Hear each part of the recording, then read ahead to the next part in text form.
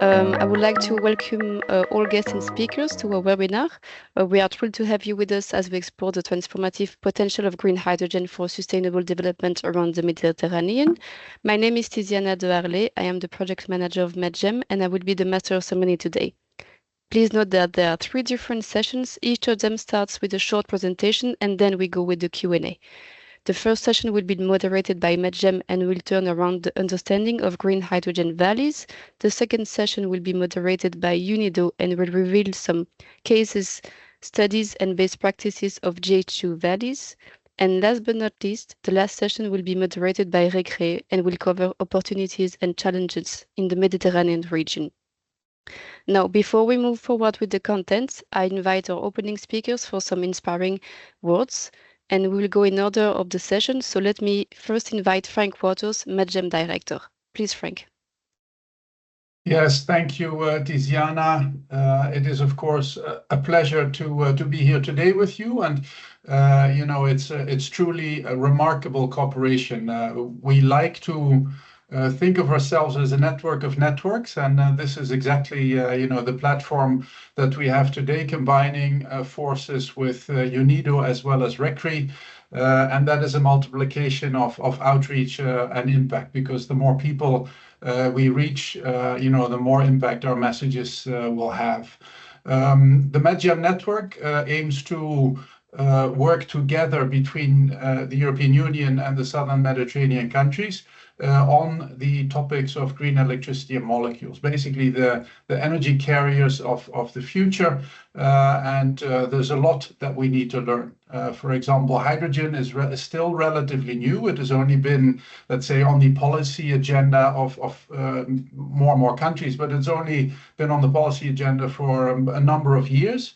And we're still trying to figure out, you know, how to do it. You know, the end game is relatively clear. We need to clean up, we need to decarbonize, we need to reduce emissions.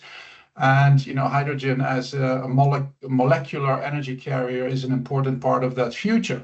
But it's also the reality that, like we went through, you know, a similar cycle with renewable electricity, that we're currently, you know, struggling to compete on a pure cost basis. You know, we know the cost will come down over time. The more you do it, you have learning rates and all of that stuff that we have seen with renewables. You know, we're still, you know, trying to find business models and how to introduce hydrogen projects into the market. Now, the potential in the MENA region is, of course, you know, great. It's much better, for example, on a cost basis than in Europe or other places. So that is why it's interesting for us, because it can be a nucleus for industrialization, for development, and all of the good things that come with clean and low-cost energy. And, you know, the topic of today is looking at a business model called a hydrogen valley, which is a geographically concentrated area where you have a combination of everything. You have production, you have distribution, and perhaps transmission, but also, of course, use cases.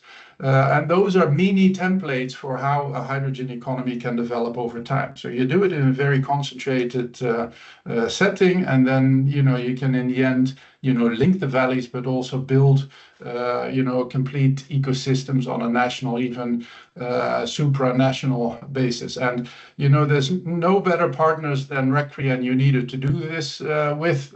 Of course, RECREEE has been very active in the region for many, many years, but UNIDO has actually built a lot of knowledge on how to do these things with their eco-park approach. And now, you know, a lot of that learning, how to build, you know, those industrial settings, how to translate that into something meaningful for hydrogen. So in that sense, I'm really looking forward to a very fruitful discussion today. And yeah, I think I'm going to learn a lot.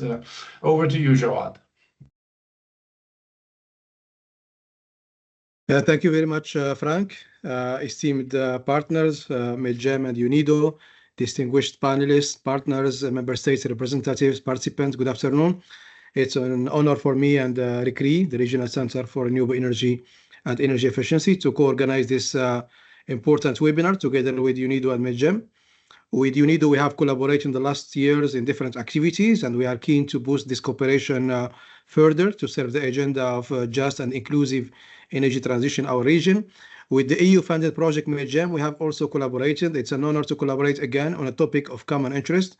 EU has been supporting RECREEE since a while, and we are grateful for that support that helps us boosting regional cooperation on energy transition.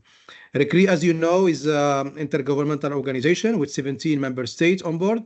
It has an Arab dimension as a technical arm of the League of Arab States Energy Department, but also a Mediterranean dimension as a co-leader together with Medener and of the UFM Working Group on Renewable Energy and Energy Efficiency.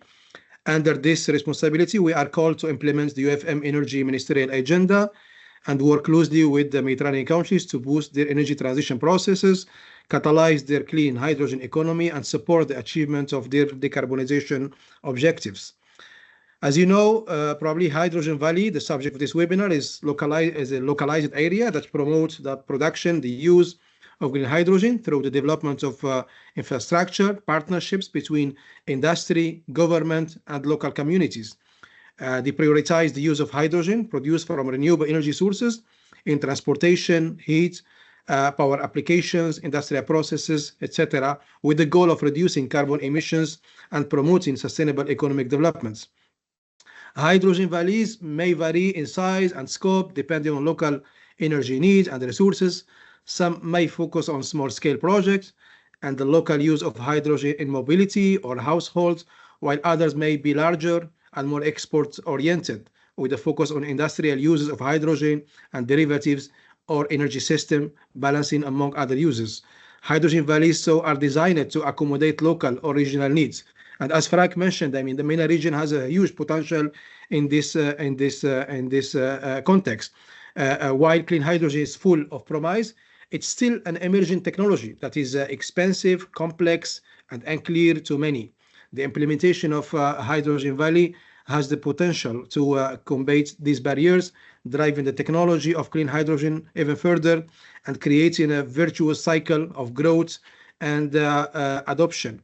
Broadly defined, Hydrogen Valleys has as objective to enable the emergence of locally integrated hydrogen ecosystems spread across a defined geographic scope, whether a city, region, island, port, or industrial clusters.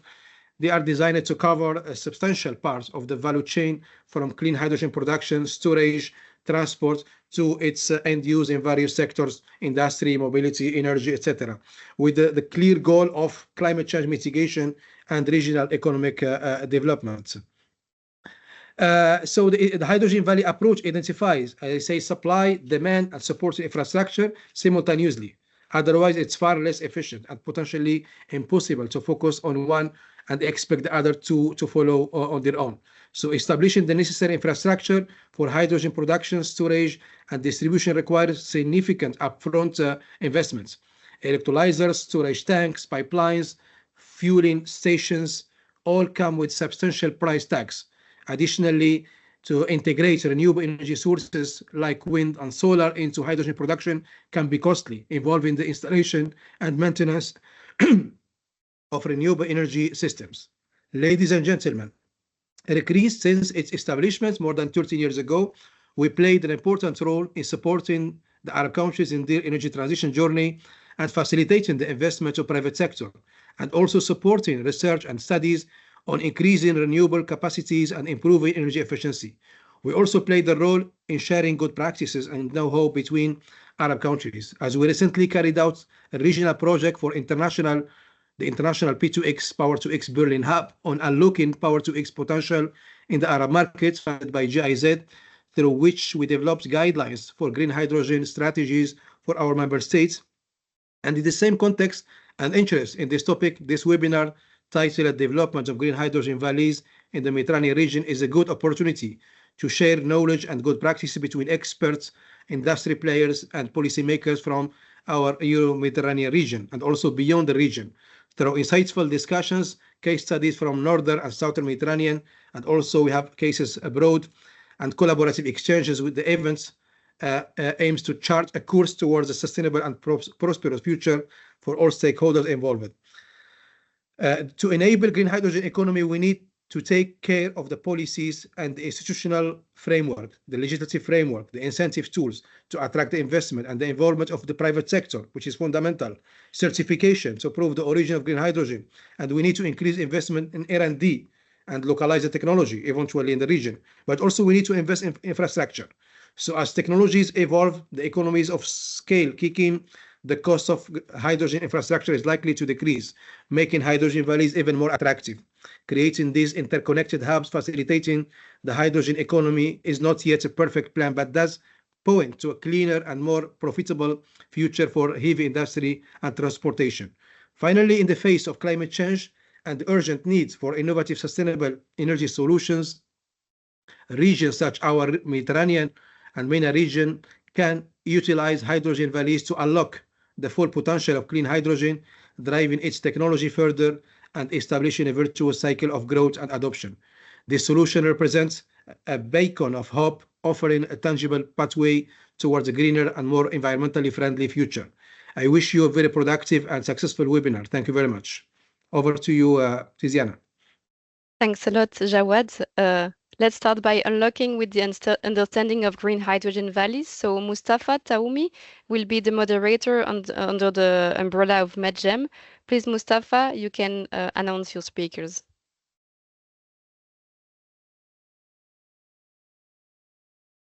Thank you very much, Tiziana. Thank you, Frank. Thank you, Jauad. Welcome to everybody. I think it will be a very interesting webinar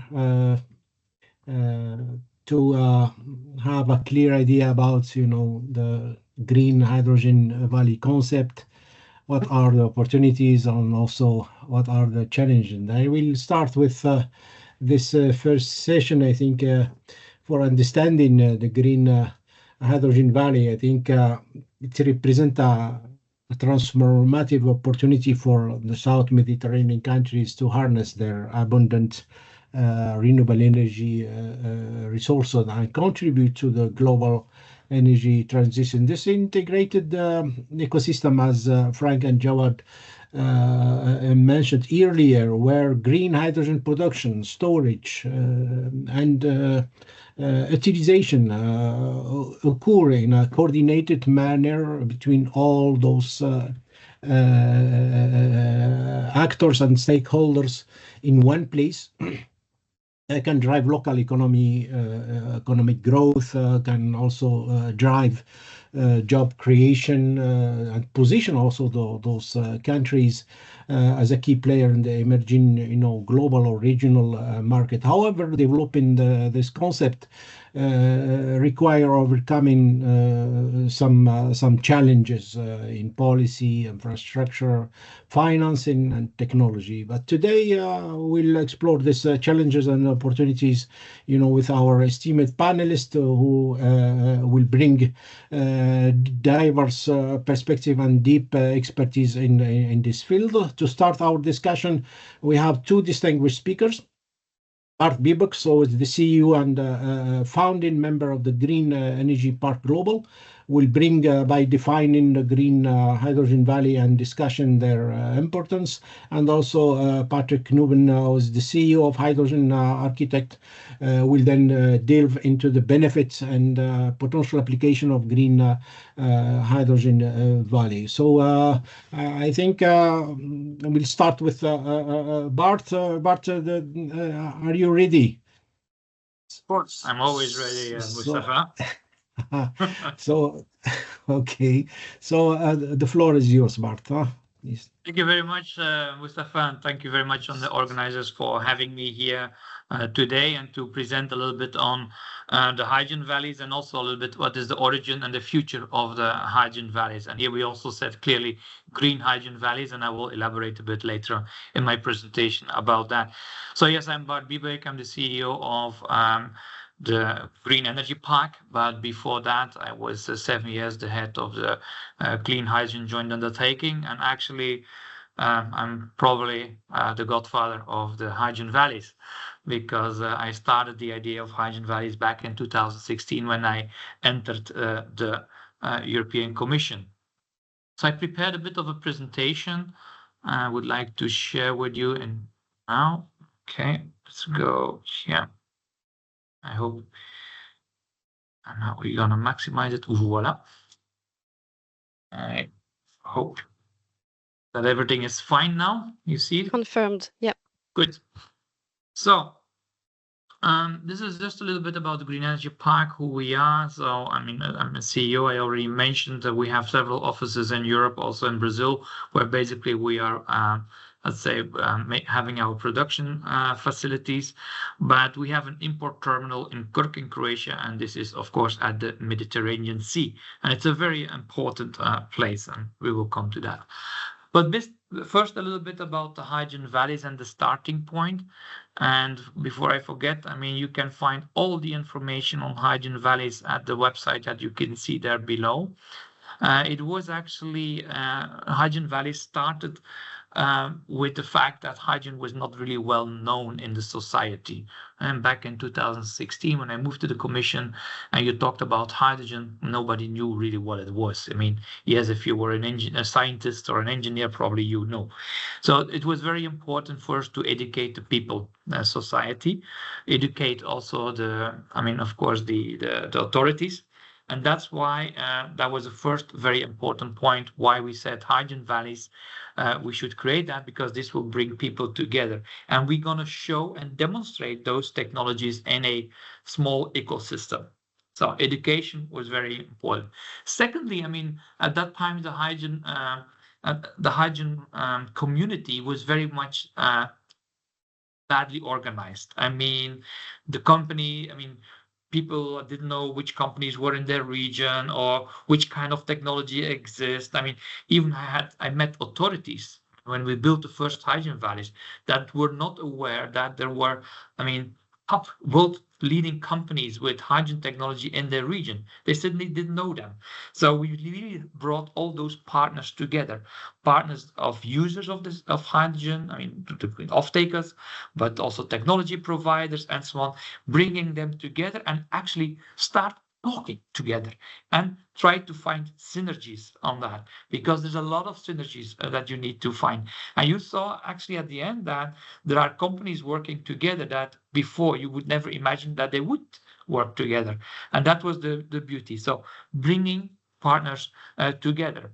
But also the hydrogen valleys, the third reason why we started this hydrogen valleys was actually also to move the technology, because we need to get it out of the laboratory. It has to be built, it has to be shown, we need to get experience of this technology. And so this was why hydrogen valleys were also very useful for that. And finally, it was already mentioned in the introductory, it's about jobs. I mean, yes, it's energy transition. And in the energy transition, there will be people losing their job, which are in the fossil fuel industry. But at the same time, we need to educate them also to start and taking up jobs in the new energy world. And so this hydrogen valleys concept had actually the purpose to address those 4 points. And then when we started the hydrogen valleys, there were like 3 different types of archetypes. I mean, the first one was very local, small, mainly focused on mobility, because we have to be honest, at the very beginning of hydrogen valleys, it was very much mobility focused. I mean, we had the buses, we had cars, we had hydrogen fueling station and so on. Gradually that changed. It became more than industry focused, and that was then more the archetype 2. That was the next one when we saw the steel industry coming, the chemical industry coming in, and then finally also it moved towards very large scale, so international and export focus, because also in Europe we learned and we understood that we will in Europe not be able to produce everything within Europe, so we will need to import from many regions, like the MENA region, for example. So this was the initial starting point of the hydrogen valleys, these 3 archetypes. Today, I would say that we already moved a step beyond. And the way I see it today, and that's my vision, the way I see it today is that we have 3 types of hydrogen valleys. Not anymore mobility focused, a small one around industry and so on. No, we will have hydrogen valleys really in the upstream. And you see this happening also in the MENA region, in Oman and everywhere. You see like big facilities starting to produce hydrogen and also supply around those facilities companies that need to clean up. So you create actually a local ecosystem around a big production. So what I call this an upstream hydrogen valley. But then also we will see a lot of hydrogen valleys around the midstream. And I will give you an example in a minute also with our import terminal that we have in Croatia. This is really a beautiful hydrogen valley where basically what I call midstream is the terminal, where the logistics, where the hydrogen arrives, where you redistribute it. This is the midstream. And then finally, you have really hydrogen valleys at the downstream, where the industry is there, where the mobility is. So regions, ecosystems that need a lot of hydrogen for their decarbonization. And you see this happening in many countries now. They focused on heavy industrialized regions in the country. So I see that the future of hydrogen valleys will be rather now upstream, midstream, downstream. And for ourselves, we have one upstream hydrogen valley that we are producing in Brazil. Okay, it's not the MENA region, but I just wanted to give you an example that there we're going to produce, we're going to export to many parts in the world. But the key point is that at that location, also a lot of companies will co-locate. So you will create a cluster around your hydrogen production center. This is the midstream hydrogen valley that we created now in Krk in Croatia. So this is in the North Adriatic. I mean, for those who doesn't know where the island Krk is, it's really in the north part of the Adriatic Sea, and there we have like a 156 hectares green energy park. It's a brownfield that basically we're gonna make as an import terminal. But at the same time, when we have this import terminal, and here you can see the import terminal, so and here you can see everything that's going to be built there, but we can accept hydrogen from many parts, from Saudi Arabia, Oman, Middle East, I mean Northern Africa, when we are in talks with several of those countries, because they can bring in the hydrogen from those countries, and then we can redistribute it in Europe. But so here again, so it will not only be an import hub, but also you will see that industries that they will relocate and come where the energy is arriving at the ports, at the terminals, because they can directly connect them. And so you don't have this whole logistical difficulties anymore, because it's not so hard to bring the hydrogen to a port. The most hardest thing is to bring it from the port to the gate of the company, because a lot of companies are not built close to ports. Yes, some of them are, but not everybody. And so this logistic difficulties exist, and so actually some of the companies will relocate. Those who cannot relocate will have the option for a connection through the pipelines. Pipelines will be crucial. I mean, it will take still, in my opinion, 10 to 15 years at least until all the pipelines will be built. Yes, maybe some regions in Europe will be faster, but it will just take time. But pipelines will be important in order to reach all the factories and the companies in Europe to deliver. So the beauty is that in part of the location where we are in Krk, so the pipeline is starting there. We are a starting point of the European hydrogen backbone. And this way is that when the hydrogen arrives there, and once then the pipeline is open for pure hydrogen, because today it's natural gas, then we can supply the entire region. So, and this is actually the region that we can supply. So from Krk, we're going to supply this area like northern Italy, a bit Balkans and Slovenia, Austria, southern Germany, because it's the shortest route. So here again, like for the MENA region, a huge opportunity to bring your hydrogen through this route to this part of Europe. And we actually working there locally also with the North Adriatic Hydrogen Valley. The North Adriatic Hydrogen Valley was the first cross-border hydrogen valley in Europe, because a lot of hydrogen valleys are only in one country, you know. But once you start to build cross-country, you need to cross the borders, and suddenly a lot of regulation or legislation is different. And for example, it was very simple. How do you bring with the train from one country to another country the hydrogen? it's incredibly difficult already. And so by building cross-border hydrogen valleys, you also learn a lot about the problems on legislative and regulation areas, and you need to solve them. So also use hydrogen valleys as this part. And finally, this is my last slide, green versus blue, a big debate. And I like very much the title of this seminar, because we call it the green hydrogen valleys. And I think it's the right one. And we need to be very careful, because there is now a tendency in the world that going a little bit against blue. The blue, you know, this is fossil fuel based. They do, of course, they capture the CO2.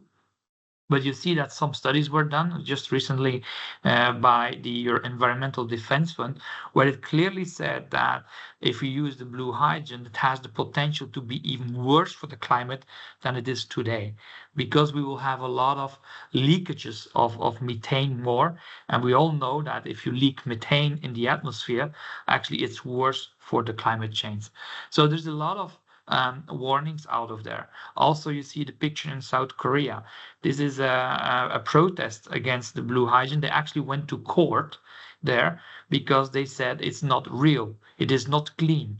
So it cannot be part of it. You see there's a nice Pinocchio thing there, picture. But this is the point. What I see start happening is that there is a movement coming up from the researchers, from really scientists, but also from the populations, that they said, okay, blue is not the way we need to go. I know that today probably we will need both, but we need to be very careful in the hydrogen valleys not to create hydrogen valleys that are focusing only on blue. And let's keep focusing on green, because green is the way that we need to go. And if you would focus your hydrogen valleys on blue, I think it has a huge risk that at the end, the society will not follow that direction or cannot support that direction. Plus, scientifically, you will see that probably in the next year, more and more studies will come out and will put some warnings and questions there. So with that, I would like to close, and I hope it was a good introduction for you. Thank you very much, Bert. I think I was very focused on your slide, so you are advised to focus on the green, but definitely it was a very informative presentation and a good start, for the upcoming discussion. Thank you very much. So let's shift to the second speaker, Patrick Cnubben, who is the CEO of Hydrogen Architects. Will talk about benefits and the potential application for green hydrogen valley. It's a continuation of what Bart, introduced, but maybe with some concrete examples and application. So the floor is yours, Patrick. Yes, thank you very much. I hope I can be heard adequately. Yeah. Yes. Okay. Let me. Well, thank you for having me in organizing my contribution. As Bart already told, hydrogen valleys are, let's say, a European success model, which brings together the opportunities and the tremendous potential hydrogen offers. And let's really emphasize on that it needs to be green. Maybe it's a little blue in the beginning, but focus on green, because looking around Europe and the world with all the climate changes and all the, let's say, the hazards, the wildfires, etc., which are taking place, I think we must realize that green is the future and fossil needs to be phased out at a certain pace. Certainly, I think we cannot do without fossil on the short term, but we need to think about it. And hydrogen valleys are a success model, are thought of in Europe. Bart is indeed one of the let's say the intellectual authors of the concept, and myself as a CEO of Hydrogen Architects before I became CEO of my own company. It's a consultancy. I worked at an organization called Energy Valley, and after that in an organization called New Energy Coalition, where we developed, and I developed, that's the first hydrogen valley of Europe, called Heaven in the northern Netherlands. I will pick on these experiences, but also on the experiences of my participation in many other valleys around the world, actually. So I've made a presentation. I think it's 10 slides or so. Try to visualize what's going on. And I would really ask if people have questions, please relay, and they are not able to ask questions now or have something on their mind, please relay the questions via Tiziana or other colleagues, because then we can answer them in more, let's say, a more peaceful environment, because a webinar is always just tight. And now let me try to let's open the presentation. I think this should be okay. Can you see this? Confirmed. Okay, good. Well, of course, I named the benefits and potential applications, also related to the development of green hydrogen valleys. I think that's an excellent connotation, green hydrogen valleys. Organized by MEDGEM, UNIDO, and RECREEE. Thank you for inviting me to give this presentation. Well, agenda, it's actually, you know, creating a hydrogen valley, green hydrogen valley, it's also about creating a narrative. People and stakeholders from the public and the private side need to understand what it is, what it means, and where it's going to. And we should certainly also emphasize on this is not a cakewalk. It's not easy, but if things would have been easy, it would have been done already. The essence here is to keep on the pace and don't give up. The second one is, of course, accelerate and connect, essential elements in project development in a valley, and after that some indication of applications, because there are many applications, and we can't talk about all of them, but just to give you an insight into that. As I told, I'm the architect of the first hydrogen valley in Europe, called Heaven, and every story starts with the first chapter. And in our region, it was our search for buses, in combination with the urge to stop natural gas extraction in a region, which gave a lot of benefits, but also a lot of troubles related to, for instance, minor earthquakes, which got a lot of stress in the people in the region. Our government decided to stop the extraction last year. Actually, it stopped now in full from the Groningen field, one of the largest natural gas fields in the world. And if we wouldn't have done anything, we would have had a problem of 20,000 people, 20,000 jobs, 20,000 homes without an income, without a future. So we devised a plan, and the plan is to build the hydrogen valley, also, let's say, very much stimulated by Bart in his former function as CEO of the Clean Hydrogen Partnership. So what it means is every region needs a business to start a story. And what does it mean, the hydrogen valley? We want to go to deep implementation of hydrogen in society. Everywhere we could use hydrogen, where it's logical, where it has a benefit, we want to go there. But that's not an easy task.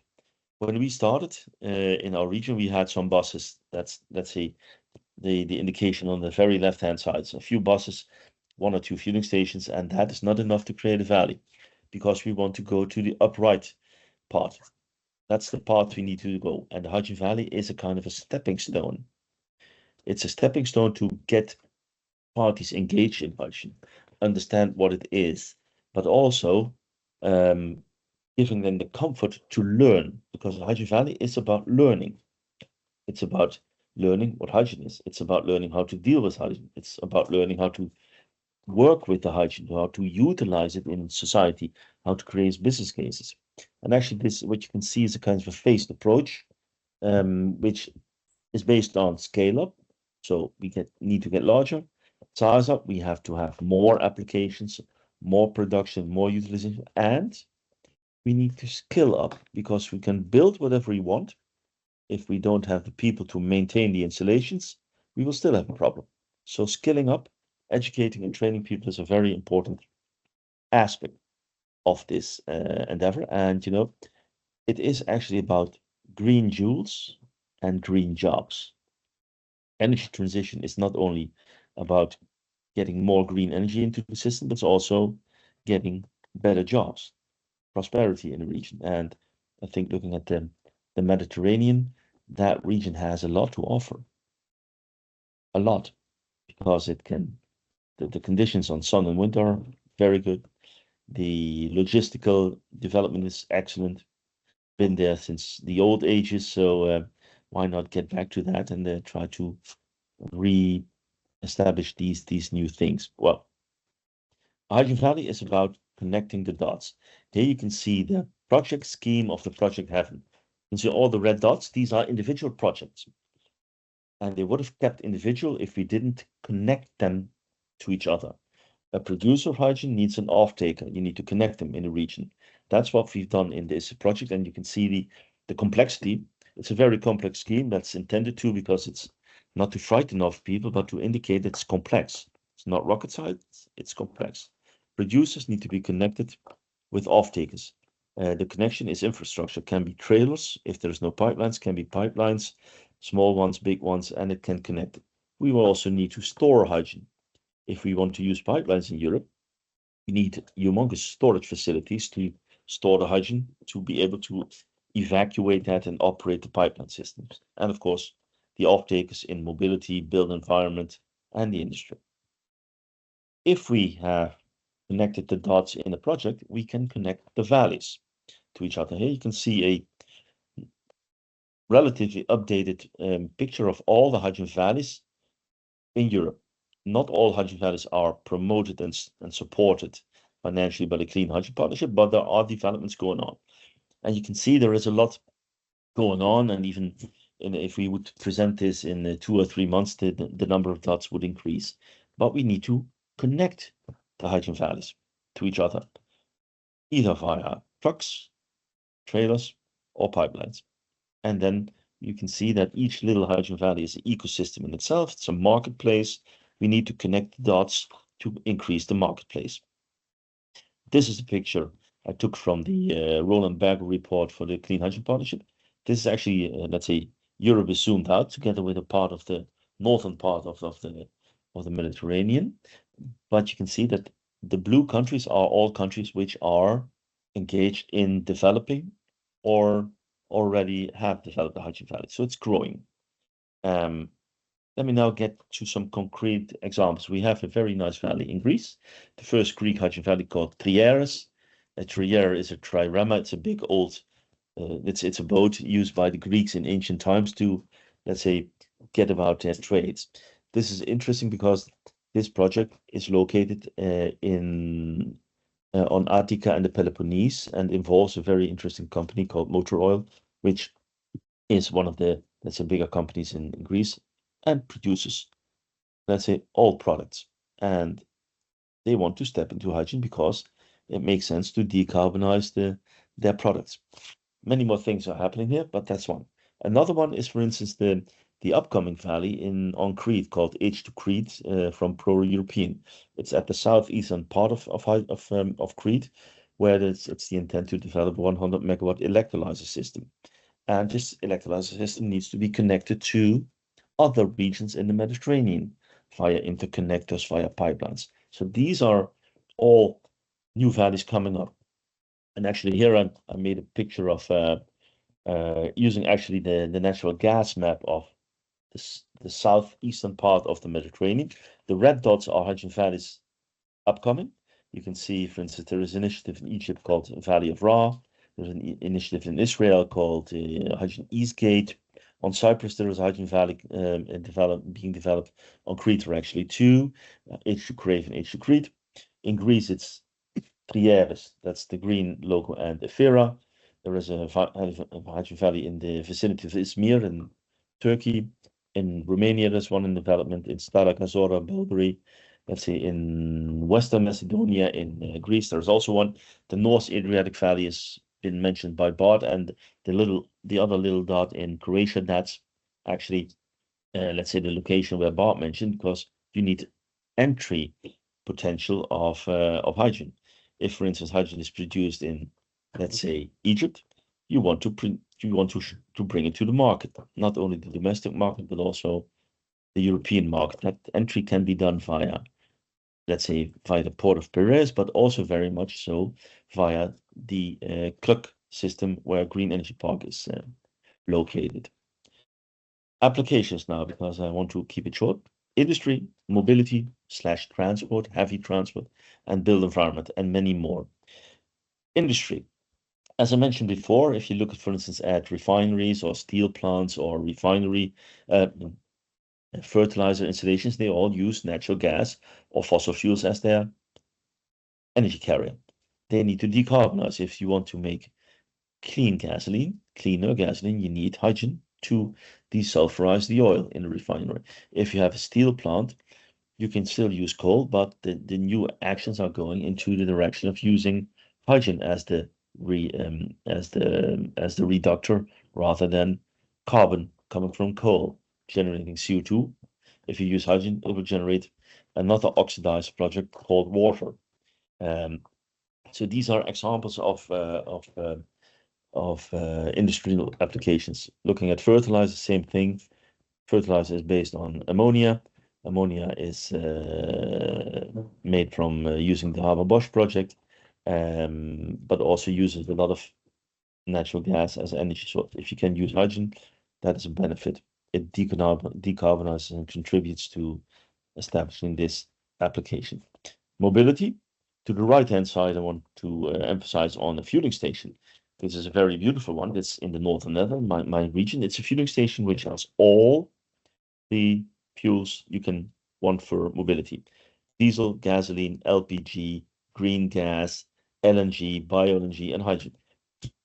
And the thing is, because we have it in this model, mobility can get access to hydrogen to fuel its, let's say, vehicles, trucks, cars, heavy equipment on the road, construction equipment. And on the left-hand side, that's very interesting, we have an airport, which is our Hydrogen Valley Airport, which is going to refurbish its ground power units, which provide power, electricity, air conditioning, and air conditioning to the jets, the commercial jets, which are operated on the airfield.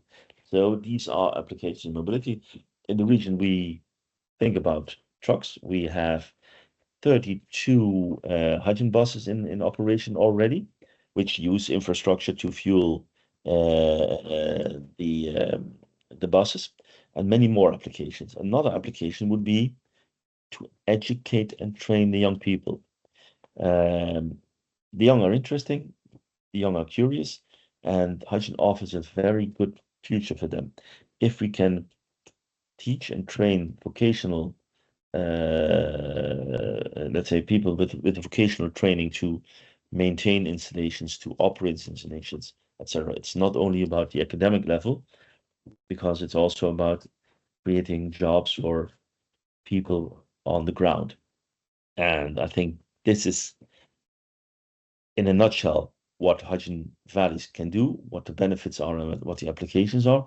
Many more things can be said, but I think, given time, I think this would be my contribution with now. The slides will be shared. If there are questions, reach out directly, indirectly, because hydrogen is about sharing. If we can't share, we cannot multiply. We have to do this together. Thank you.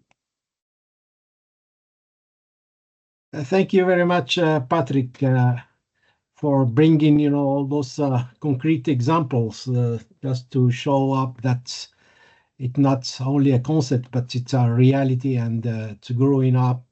So that is, I think, very beneficial for our, South Mediterranean countries to see how to build those green hydrogen valleys with all those stakeholders together.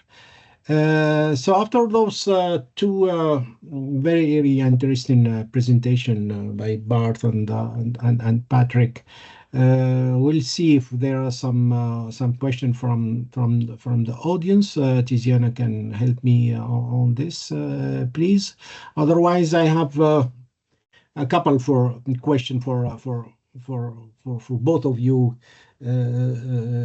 because in one sense, as you focus on the infrastructure, you focus on all those supply chain, issues.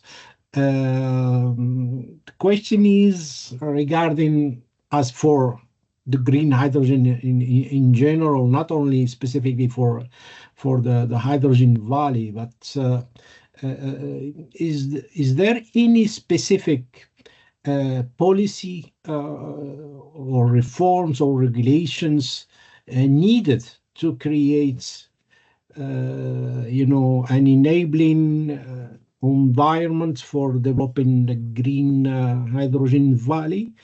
We cannot, as I know, we cannot, start building, a hydrogen valley in a country without having, permission, without having, the clearance from all those local actors or ministries, or they are handling, or managing the green hydrogen. So for both of you, but Bart, you can start if you want. Yeah, Mustapha, this is a very good question, actually. And so what we always said for hydrogen valleys, what is very important is that the local authorities are part of the hydrogen valley. I'm very convinced that you cannot build a hydrogen valley without them being part of it. Why is that? The first reason is that you need permits, construction permits. A lot of time also the first off-takers are somehow linked to the government. I mean, take city buses. I mean, come on, this is partly from the city as well. So you need to have them on board. Also towards communication to the population. It's very important that they can see that the government is involved in that. Then in terms of the schemes that in the European Union, that at that time when I was there, that what we put in place was three type of schemes. I mean, the first one is, you have a lot of people or regions, I mean, some mayor or whatever, who has an idea. And then he has just an idea, but that idea, I mean, somehow needs to get on paper. So what we did is like what we call PDA at that time, which is project development assistance. So we actually hired a consultant to work with the local mayor or with the local companies and or off-takers to try to put the project on paper and to try to make it nice, because otherwise it only stays an idea. Secondly, then you had like and after the PDA, so once it's on a paper, still it's very important that the business case is clear, because it's easy to put something on paper then, but at the end, if the numbers do not add up, you have a problem. So financial support from government actually because you should not forget that you talk with 20, 30 different parties, and they all need to come around the table with their numbers. So how do you share the numbers? Some are confidential. They don't want to show up to somebody else. So you need like an independent party that helps to bring all those numbers together in a financial model that it shows that it's possible to do.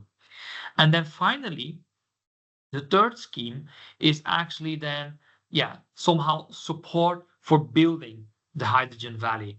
And what we always did in Europe was like, okay, let's go for a fifth. At least if you get 20 million euro, because that was like the ticket that we gave for a serious big hydrogen valley, then at least you should generate 100 million euro. At least that should be the total investment. And then the 20 million was from the European Union. 20 million was from the national government. And then 20 million was from local government or agencies. And the rest of the money needs to be invested from private. So at the end, it was like 60% public, 40% private. And this is a way how we saw that actually the private sector was willing to take the first steps, because it's a risk. But if 60% comes from the public sector, they felt like, okay, it is worth to take the risk. And so these were the three schemes. So really very, very initially, some helping to crystallize the idea. Secondly, to help them build a bit of a financial model so that it becomes viable at the end, because otherwise you put 20 million and then it's finished. The money is up and the whole project collapsed. That doesn't work neither. And then the third one is really when you start building, try to leverage also the money from other authorities and from the private side. Yes, thank you very much, Bart. I think very interesting what you highlighted. I think the public private partnership, it's one of the element, that can be, leveraged and also expanded as, for example, in our South Mediterranean countries, the government, they are playing a very major role. That's it's not the private, it's the ministry who is dealing with everything. That is, one of the element that we have as a difference, because in Europe maybe the market's more open and you have some public partnerships with private companies. That can be easier, but in our countries, unfortunately, all those things have to go through laws, through regulations, and they have to respect, all those, kind of, regulations coming from other ministries, not only the Ministry of Energy, because you have to deal with the industry, you have to deal with the water department and all those things. Patrick, if you have something to add on this aspect. Well, Bart is the master of the hydrogen and the hydrogen valleys, and demonstrates actually what needs to be done, because it's about, let's say, regulation. It's about involvement of the public side. We can see that now with our Green Energy Park project in Kruk, but also in other places in the world, in Brazil. It is about the perception that hydrogen is the good thing to do. It is about building things, and you cannot do that without the government. The government is a very interesting organism, so to say, sometimes a bit all over the place, but regulations need to be done, permits needs to be organized. And very interesting and very important is long-term commitment of the government, because this isn't easy. There is always a deficit in capex, and that needs to be leveraged to a certain extent. And actually, a hydrogen valley, in the traditional sense, would be a project, but we are not doing projects. We are doing long-term investments. You don't do a little project to stop it. You do it to promote it, to get further. In the Northern Netherlands, the interesting thing was this leverage, 20 million from, that's the Clean Hydrogen Partnership, and a part of the co-funding from the regional and the national government. But the interesting thing which happens is that money is put in this project. This hydrogen valley consisting of, I think, 30 individual projects, but it puts your region on the map. It works as an attractor for investments.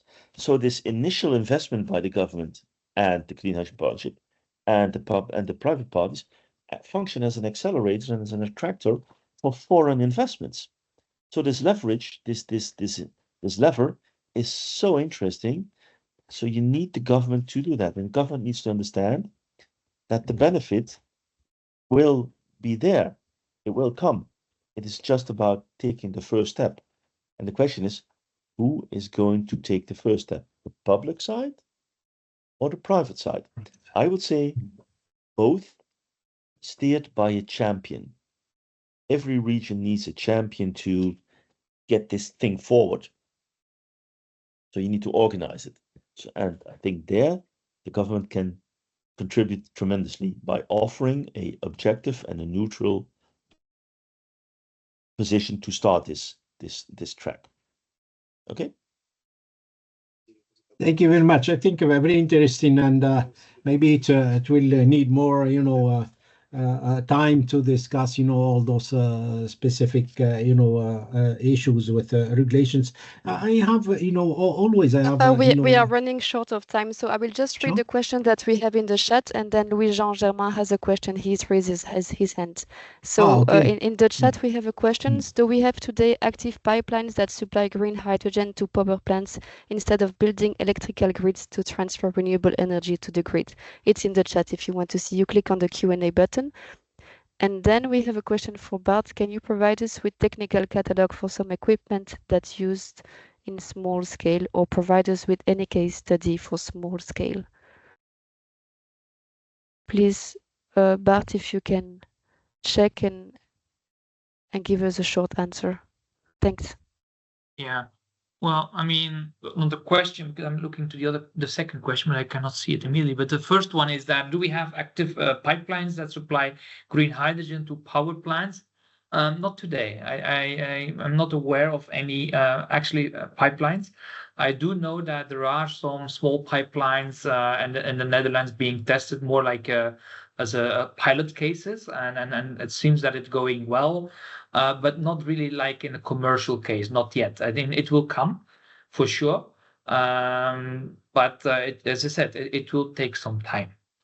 And then the other one was, I'm sorry, if you can If you read can again. provide with a technical catalog for some equipment that are used in small scale projects, I guess. No, there is actually on the website of the Clean Hydrogen Partnership. Actually, we have there a big, let's say, webpage with all the let's say equipment that you can buy with all the suppliers there. So I would definitely say go to that website. It's an inventory with all equipment and whatever. So no problem. I mean, you can find it there. So thank you very much. Good to know. And then we have a last question for this session from Louis Jean Germain, and I unmute you. So please, Louis Jean, the floor is yours. Yes, good morning, everyone. So my name is Luiz Jean Germain. I'm a consultant for hydrogen project structuring. So Bart, the project that you are promoting are extremely interesting and fascinating. My view is that those projects, as experienced construction professionals, carry massive risk of technologies.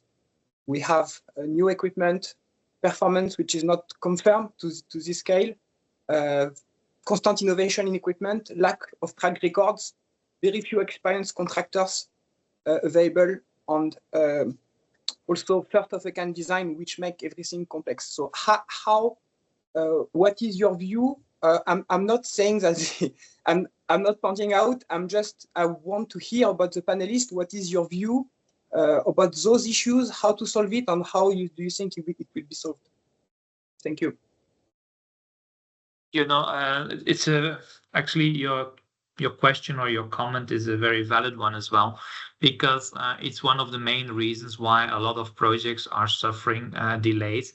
It's about performance guarantees or the risks, who's taking the risks. And I believe that, I mean, the way that I'm looking to this kind of question to solve it is to try to share the risk as much as possible over multiple stakeholders.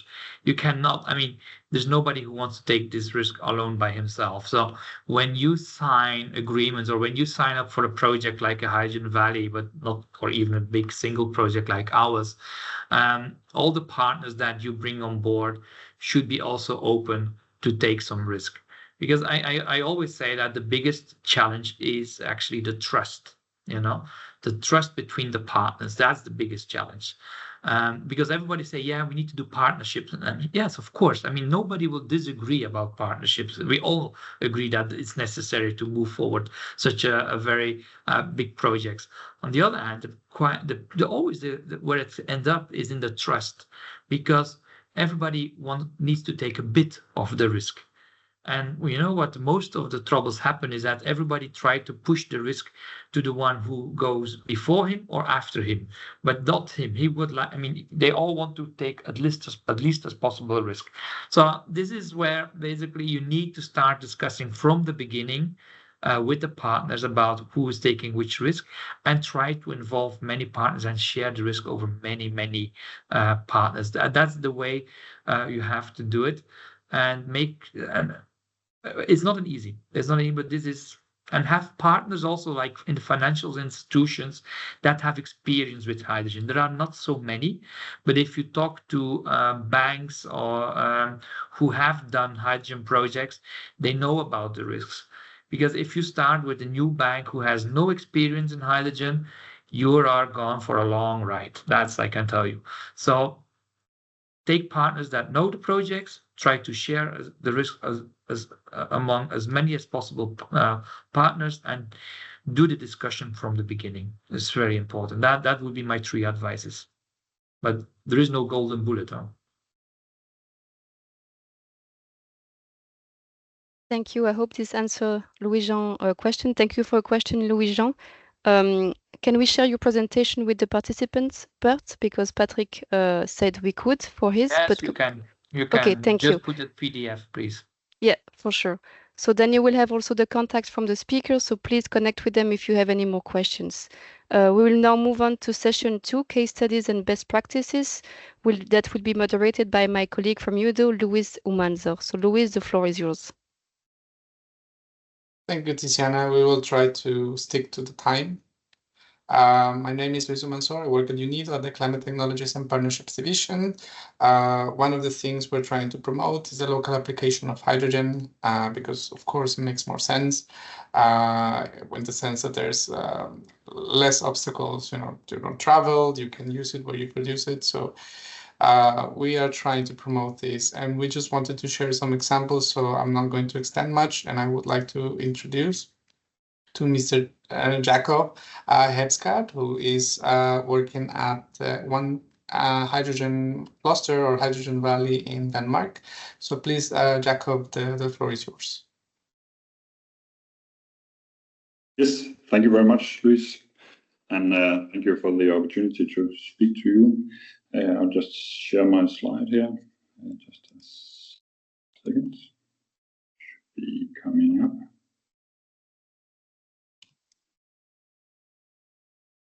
And you should hopefully be able to see my presentation now.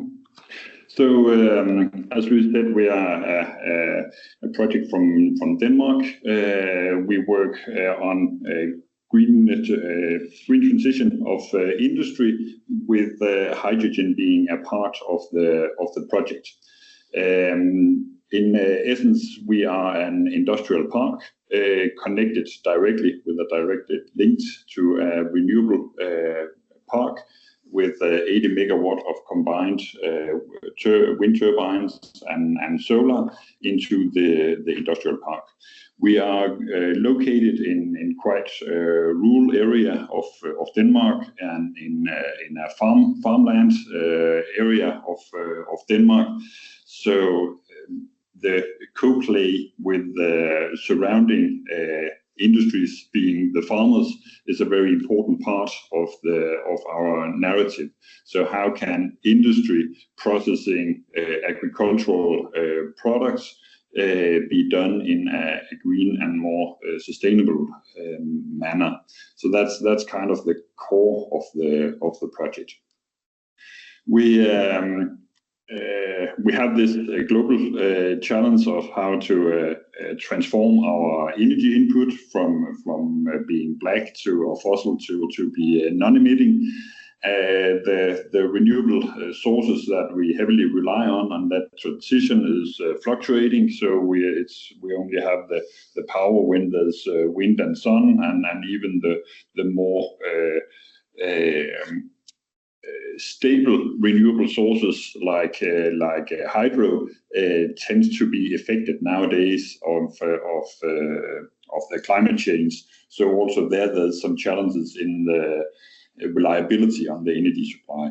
So how can we create a model where we can power the industry by this fluctuating energy production?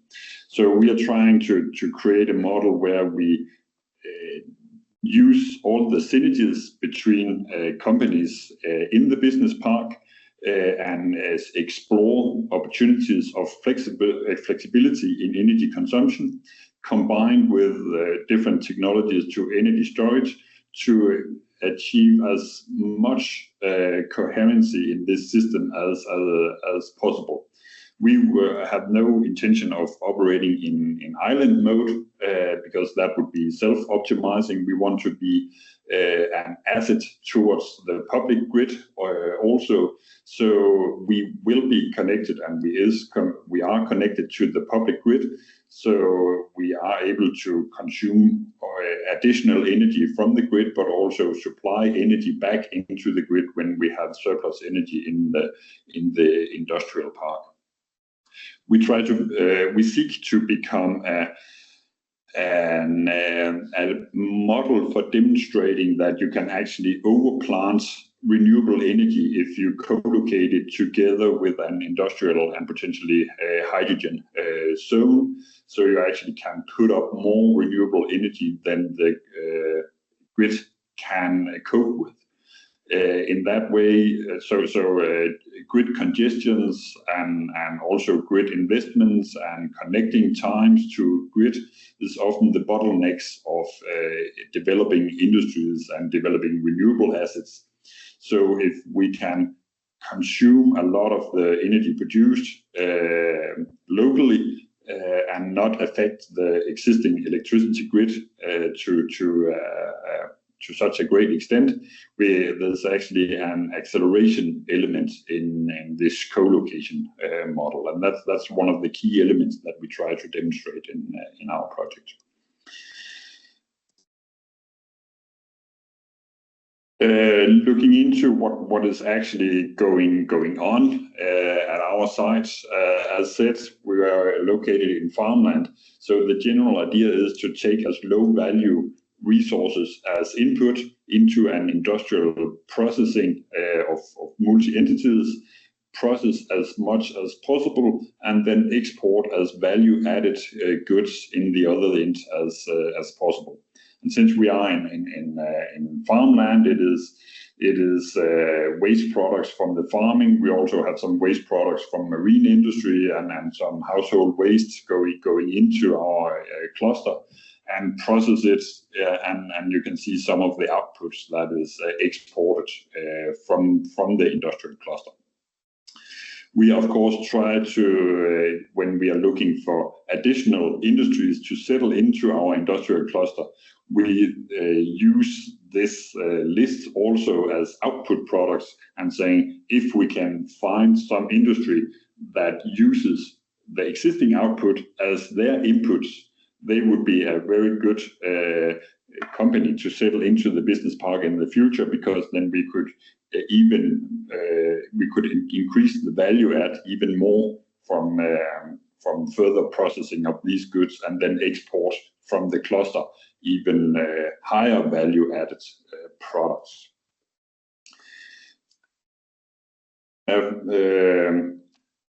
Drawn map of our site is like this, and time does not allow to go into details, but we have municipal waste handling. There's anaerobic digestion of farm waste products, producing natural gas and also biogenic CO2. That is one of the valuable resources of the future. We have chemical recycling of plastic, protein production of marine waste, biomass pyrolysis to create biochar and syngas, upgrading of biogas, and then we have some additional upcoming industrial tenants in the park on additional pyrolysis, on growing algae for food additives, growing proteins for animal feeding, and fiberboards from waste cardboard. So various different industries. And then we of course have our hydrogen project, where biogenic CO2 from this biogas plant will be supplied into a methanol synthesis together with hydrogen produced on the on-site electrolyzers. As of today, we have a 6 megawatt electrolyzer on site in pilot operation, connected to an internal hydrogen pipeline, so we can distribute the. I'll try to shift slide here.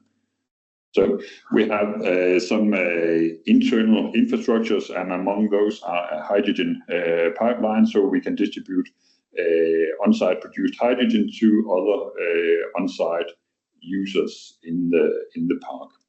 So that is the very short version of what is Green Lab. There's a long value chain example here, how these different value chains co-play and value add each other, and how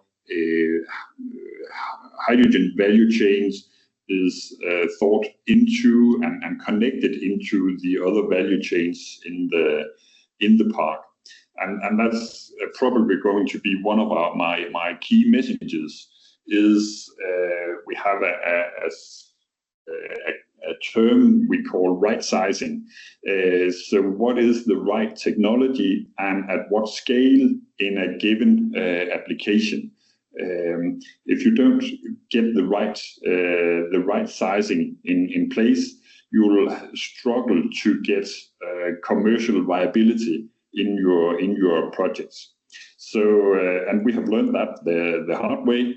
We have been engaged very much and been one of the initiators to a project that we called Green High Scale. And this project is now under reconsideration and potentially in risk of termination. It was a 100 megawatt electrolyzer project with the intention of exporting hydrogen. And for the same reason that Bart just talked about, and also the question from the audience, there's still a lot of technology risks and technologies that we need to find out or mature more, and the commercial matureness of the hydrogen markets. It really just doesn't call for exporting huge amounts of hydrogen yet.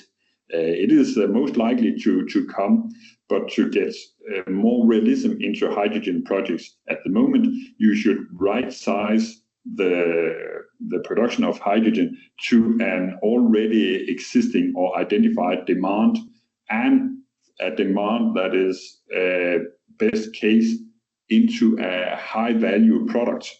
Because at least talking green hydrogen is and will well into the foreseeable future be a expensive, high-value product that we can only justify as an input to relatively high-value products.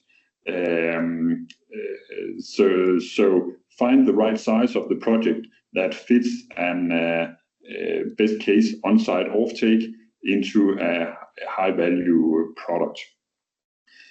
I lost track of timing, so yeah, thank you, Jakob. Yeah, no, very good message. High-value projects for high-value products. I think it's a very interesting case, the one in Green Lab. We cooperated as well with them to develop the methodology for green hydrogen industrial clusters. We also liked how they are trying to create this symbiosis within the cluster. I think this is also very important because this can secure additional offtake, but also of the products that you are developing. This is also, so that's something that we would like to do. Now, I would like to give the floor to, I don't know if Mr. Sithole is here present, or if Mr. Kekana would be, so whoever is presenting, please, if you could, Mr. Sithole, okay, perfect. So the floor is yours. No, thank you very much for the opportunity. My name is Xola Sithole. I'm the CEO of the Vaal Special Economic Zone. It's going to be a brief presentation. We are an SEZ that is in the process of implementation in the early stages. We're about 2 years old. But the central to our proposition is a special economic zone is taking advantage of the green hydrogen investment opportunity, and I will explain how that relates to where we're located and who we are. So I'll say a little bit in introduction, and then the strategic rationale for the Vaal SEZ as a whole, and then what are the challenges and opportunities, and talk to our concept about how we can integrate a hydrogen valley into our special economic zone. The idea is, the strategic intent is to build a multi-sector, multi-site special economic zone which can attract suitable investments at scale, fundamentally to transition the regional economy onto a sustainable low carbon intensity path. This area is an industrial basin that we call the birthplace of industrialization in South Africa, but obviously due to what has happened over many decades in the steel industry, which was one of the primary industries and other hard-to-abate industries in the area, it remains with some competitive strengths as an industrial basin, but and also some challenges. And many of the major corporations located here are undertaking decarbonization journeys, and we are collaborating with them. Ultimately, we want to make sure that there is sustained economic growth in the area and the creation and retention of quality jobs and sustainable opportunities for small business. So just as a reference, the Vaal is an area within Gauteng, the Gauteng province in South Africa, which is the center of the economy, 35% of the GDP. And that Gauteng province is divided into 5 development corridors, and the Vaal is in the southernmost development corridor. It's made up of 3 local municipalities, and our SEZ traverses all of them. It's referred to as the southern corridor of Gauteng. Essentially, as the point that I've made, that the region is a historic cluster of steel-related industries and mining. But since the decline of those industries, there's been a lot of economic decay with the attendant social ills that come with that. So what is required in order for sustainable development of this area is interventions that both reduce carbon intensity of production and embrace new green technologies. And those are the 2 pillars really of the positioning of the Vaal as a special economic zone. We are lucky in a way that we are in an area that an illustrious history of industrialization, but that history its peak is behind us now because its competitiveness as a region is under threat if it doesn't embark on this low carbon intensity path. There's a few opportunities and challenges. We need to secure energy for all our vast special economic zone sites, ensuring that we have green energy available for the operations that investors are making there. There's some investment that needs to be made in bulk infrastructure funding to make those sites viable on a sustainable basis. There's some investment that needs to be made into logistics infrastructure. The positioning of the SEZ is such that it's located ideally for connecting, with the coastal areas as well as more inland parts of the province and the sub-region in terms of Southern Africa. A massive opportunity is the development of this hydrogen valley within the Vaal SEZ, which will cluster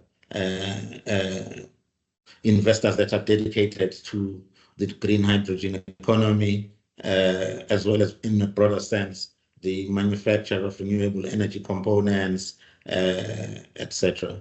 There's also an opportunity for investment and partnerships in the entities that are locating within the SEZ.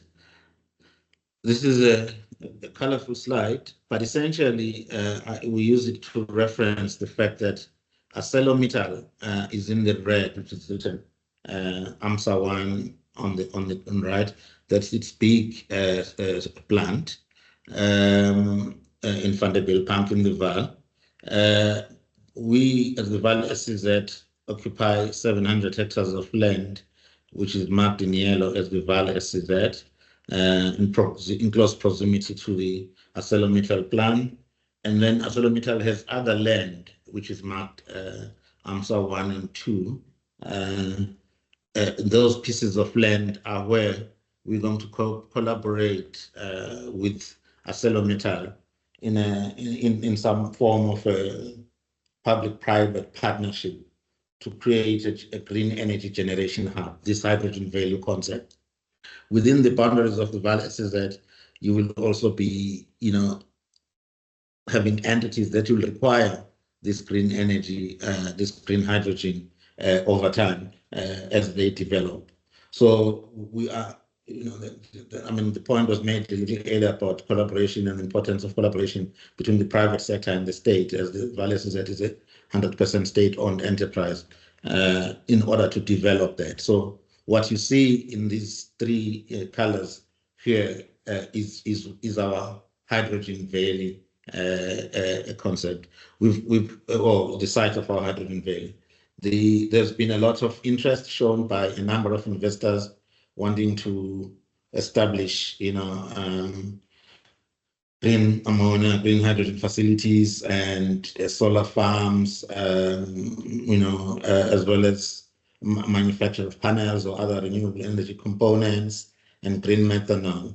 ArcelorMittal itself has invested in about 3 billion rands in a solar park to assist with this decarbonization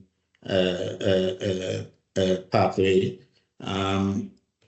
They are eager to also access that green hydrogen, green energy that produced here for their needs. So the viability, the offtakes for what will be produced here will flow into the wider industrial basin. My last slide is just to make the point that we're not doing this independently. There is massive collaboration between government, the private sector, and communities with this goal of transitioning this industrial basin onto a sustainable low carbon intensity path. We're part of the Vaal Energy Transition Industrial Cluster, where all of these companies who are involved in fertilizer, in chemicals industries, in cement, etc., all these hard to abate industries are collaborating, and then we've made commitments on how to achieve that. So it will be broader than the geography I showed regarding the Vaal SEZ, but it's over the whole region. Thank you.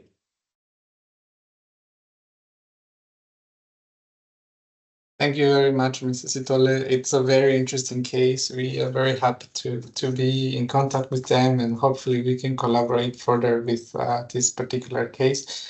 I understand that we have some short time, so maybe I ask Tiziana, is it okay if there is 1 or 2 questions from the public, or should we just... Yeah, let's keep to 2 questions. Are there any questions in the chat? No.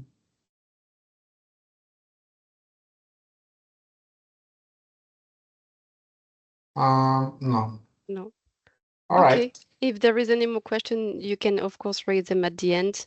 Otherwise, we can now move to session 3, opportunities and challenges in the Mediterranean region, which is held by RECREEE and its executive director, Jauad El Kharraz, who will be the moderator. Jauad, the floor is yours. Thank you, Tiziana. Thanks again to the panelists of this last session of this webinar. After having seen, what does it mean, Hydrogen Valley, and also seeing some case studies. Now we're going to talk about challenges and opportunities of the green hydrogen valleys, in particular in our Mediterranean region, but also from beyond. So we have with us 3 distinguished panelists. We have Alberto Giaconia, head of the Hydrogen and the New Energy Careers Laboratory at ENEA, which is the Italian National Agency for New Technologies. We have with us also Sanae El Amrani, Director of Ports and Maritime Public Domains at the Ministry of Equipment, Transport, Logistics and Water in Morocco. And we have Dr. Abdullah Al Abri, VP Sustainability, Sohar Port and Free Zone from Oman. So without further delay, we're going to start with Alberto, who will present the Italian Hydrogen Demo Valley at ENEA, and mainly the challenges and opportunities. Alberto, the floor is yours. Thank you. If you could please make it in 6 minutes, 7, I will be grateful. Thank you. Okay. Thank you very much. Thank you, Jauad. It's great to be here. And so thank you for the invitation as well. I hope you can see the screen with my presentation. Yes. Okay. Just a very brief update on who we are and what we are doing in the framework of the Demo Valley. ENEA was already introduced by Jauad. It's a research organization with several research centers in the country, in Italy. And we are divided in four main departments where research and development activities are carried out. And we are from the Energy Technologies and Renewable Energy Source Department, where we have a specific lab working in research and development of hydrogen technologies. By the way, ENEA is currently holding also the presidency of the MEDENER. As you know, MEDENER is the Mediterranean Association of National Energy Agencies, which works very closely with RECREEE.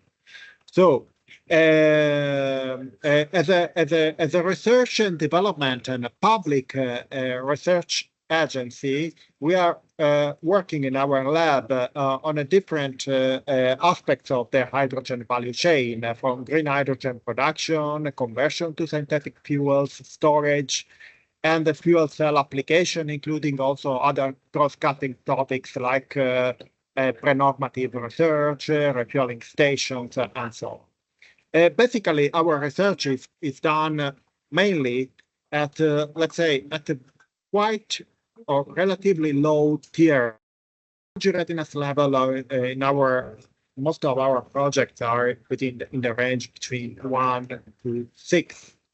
So we get to prototype systems.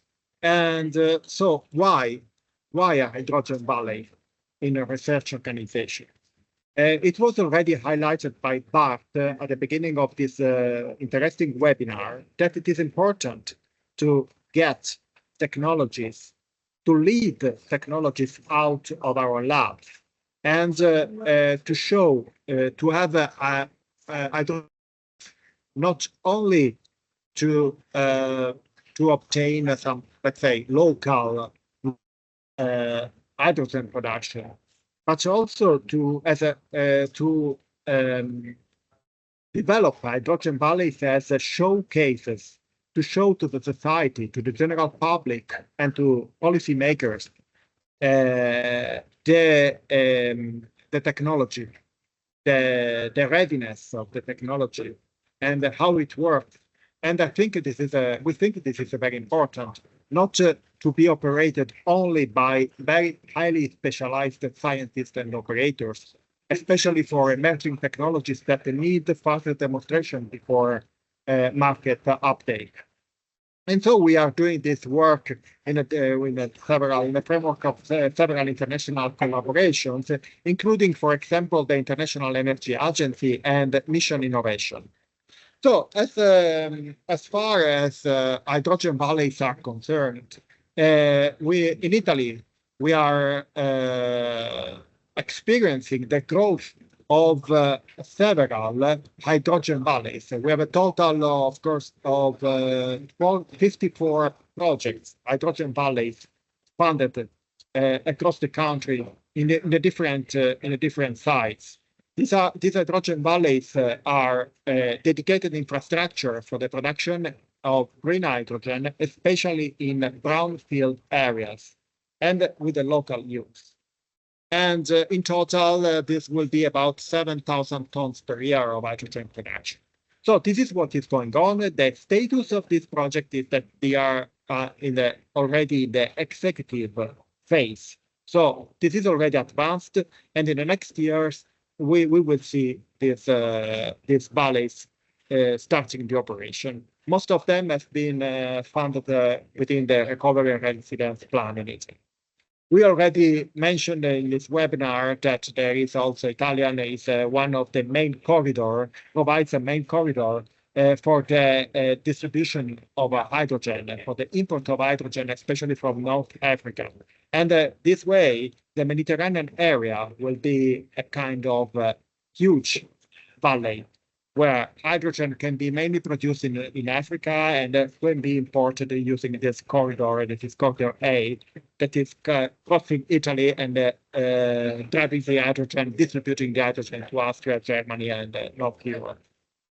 So what is about the hydrogen valley that we are building in our research center? In Enea, as I showed you before, we have several research centers in Italy. One is close to Roma.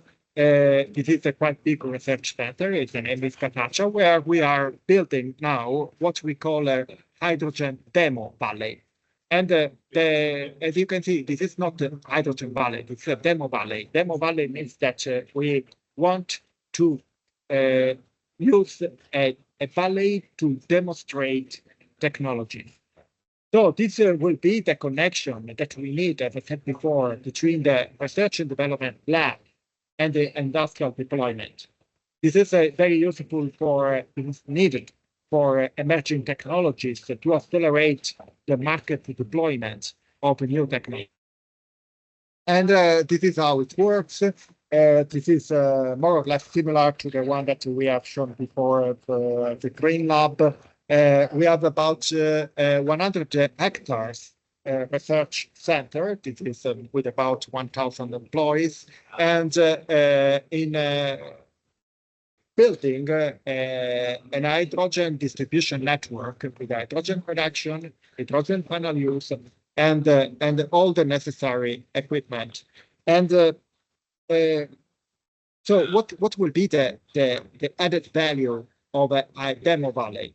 A demo valley can offer first, of course, the platform for the demonstration of some emerging technologies. So not only major technologies. I will give you some examples, but also new technologies that can be integrated into such ecosystem.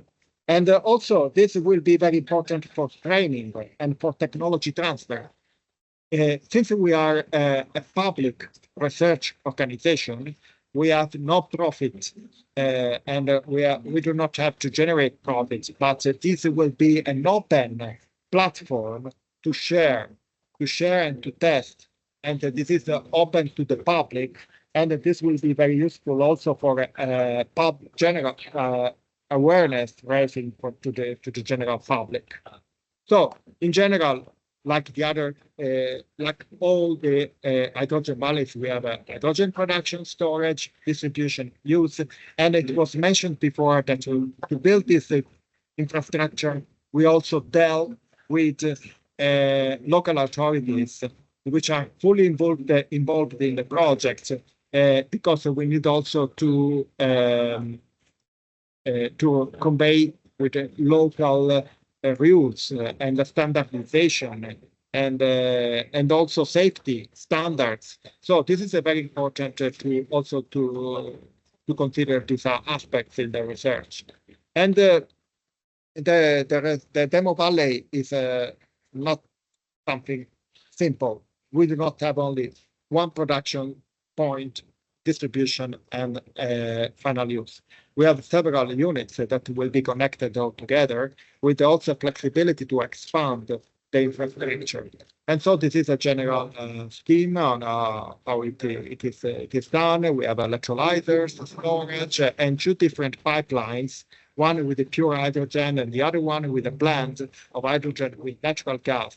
And then we have a hydrogen refueling station that will be open to public, as well as boilers and micro gas turbines, fuel cells. Oh, okay. So we have different technologies that will be combined all together, and this will be a way to make practice, to demonstrate, and to do our part to disseminate to the public. So these are, for example, the hydrogen generation units. We have alkaline, polymer electrolyzers generation, but besides, we also have innovative technologies that will be included, like solid oxide electrolyzers or electrified biomethane reformer. Then storage, then at a different pressure level, And the distribution, as I said before, is a pure hydrogen or blends with some kilometers pipeline, and also different units to the blend, for example, the hydrogen that is produced and is mixed with methane. As the final users are concerned, we have industrial scale boilers and small residential scale boilers that will be tested in this, let's say, real final use environment. And then, last but not least, we have a refueling station for cars up to 700 bar and a methanation unit. This will be not biomethanation, but it is this is a thermocatalytic unit to convert hydrogen and CO2 to methane. This is another pilot. This is a pilot, but that can be integrated into demo. And combined heat and power units for power generation, for example, in the different buildings of our research center. So this is just an example on how we can consider demo valleys, hydrogen valleys, also as platforms to implement and to demonstrate not only mature technologies, but also emerging technologies. So that's all. I hope I didn't take too long, and I thank you for your attention. Thank you so much, Alberto. Grazie mille for this very insightful presentation on the hydrogen demo valley of Enea. So we will leave the questions at the end of the session, if you don't mind, Alberto. So we pass immediately to the second panelist, Ms. Sanae El Amrani. She will present the infrastructure challenges and the development of green hydrogen valley in Morocco. Ms. Sanae, over to you. Thank you. Good morning. Thank you very much, Jauad, and thank you for the invitation to this very interesting webinar. I don't know if you can share the presentation, please.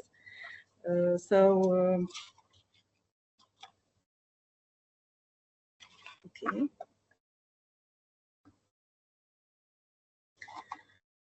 So I said that it will be a great occasion to share the Moroccan experience in the field of green hydrogen development in general, but I will focus, of course, on the infrastructure challenges to develop either green hydrogen production or green hydrogen valleys in general. The next, please. So before starting to talk about infrastructure, I will just give some words about the green hydrogen Moroccan offer, which is the main document about the governance of this sector in Morocco. So this is an operational and incentive offer with a simplified investor pathway. This offer has defined the scope of application, the land mobilized by the state, the necessary infrastructure to develop this field, the incentive measures for different investments, the process of selecting the investors and contracting with the state, and the governance of the green hydrogen sector. And for this question of governance, we have now a one-stop shop, which is Mazen, the Moroccan agency for the renewable energy. And you have here the website of Mazen, where you have all informations about the development of projects in the field of green hydrogen. And there is a special platform developed dedicated to this item. We have also a green hydrogen steering committee, which held its third meeting last week, and it announced that Morocco has received about 40 projects until now to be developed in the different regions of Morocco. The next, please, Jauad. So, of course, Morocco, with its geographical position and with its natural resources, have to play a key role in production of green hydrogen and in general for the green transition in the world.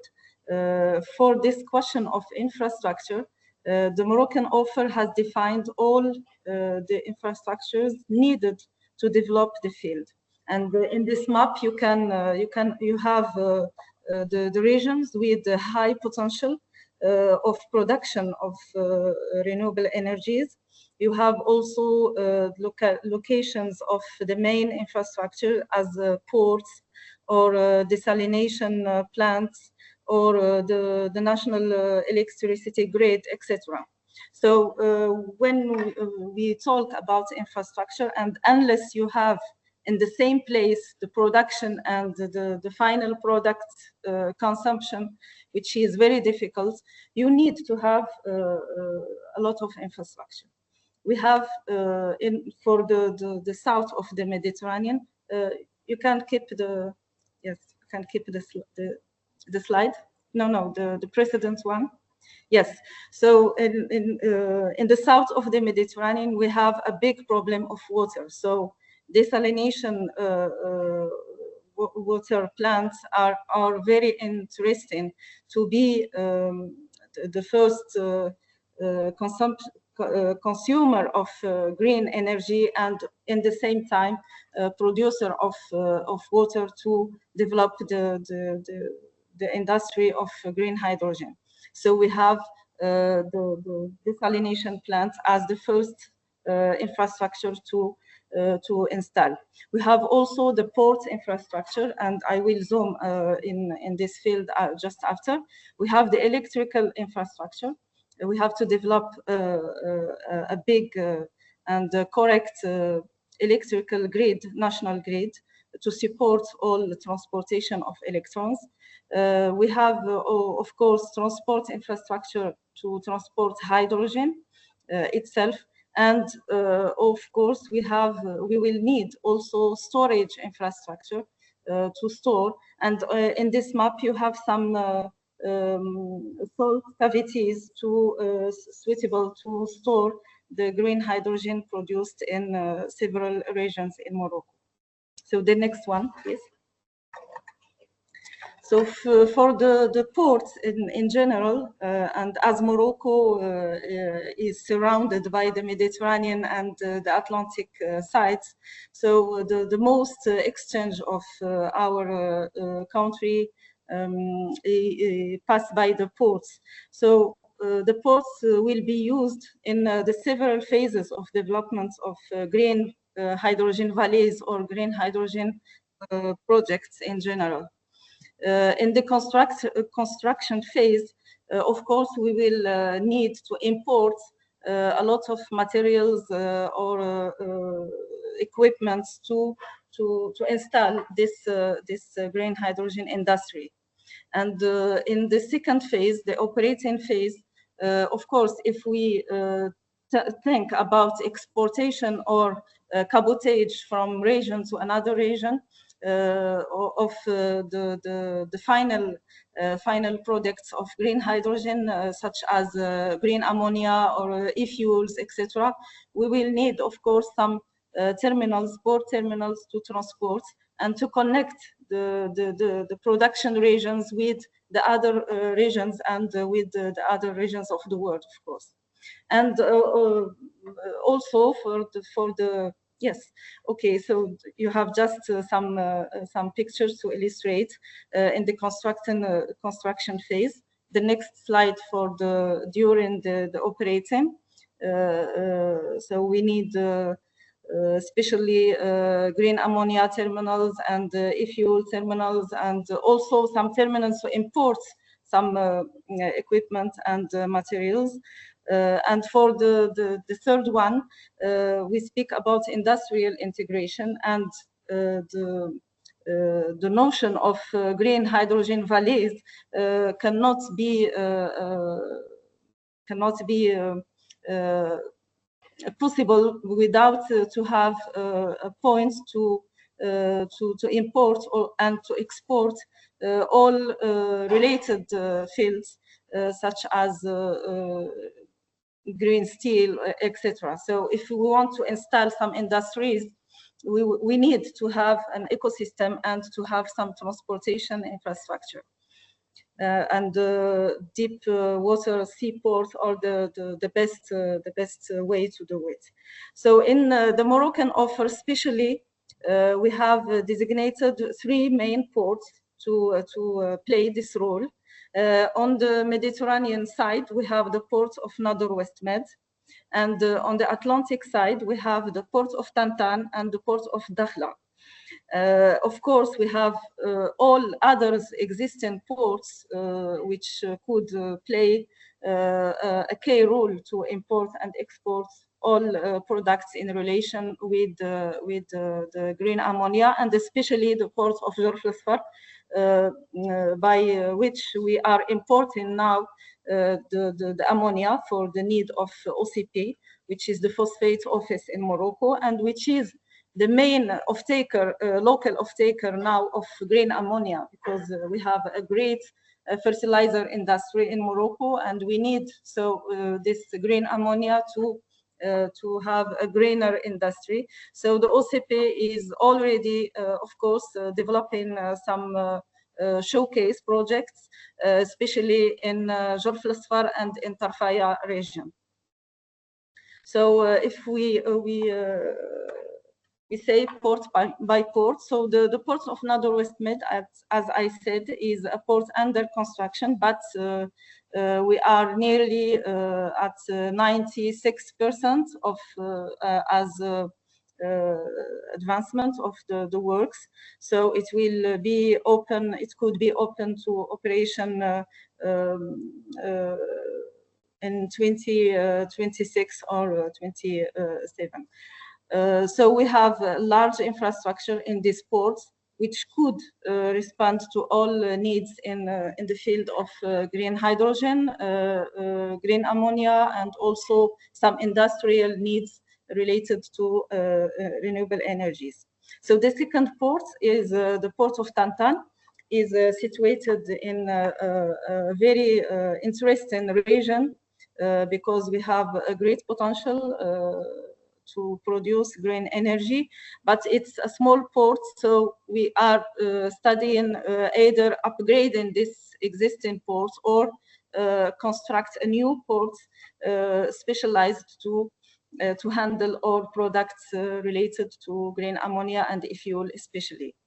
The third port, which is the port of Dakhla Atlantic, and you know that the region of Dakhla is the best one in Morocco in terms of potential and the cost efficiency of production of green energy.